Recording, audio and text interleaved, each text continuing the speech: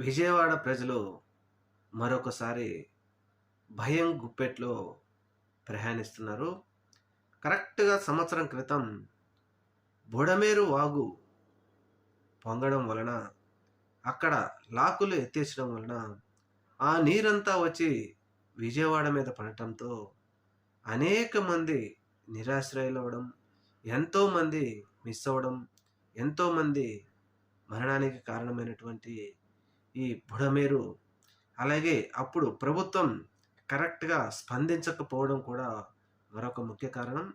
అలాంటి సంఘటన ఇప్పుడు మరలా విపరీతంగా వర్షాలు కురుస్తా ఉండటంతో బుడమేరు వాగు పొంగి నీరంతా విజయవాడలోకి ప్రవేశించింది.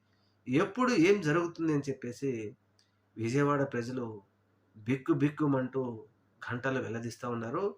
ఏ క్షణంలోనైనా బుడమేరు పొంగి లాకులెత్తేస్తే విజయవాడలోకి నీరొస్తాయేమో అని భయపడతా ఉన్నారు.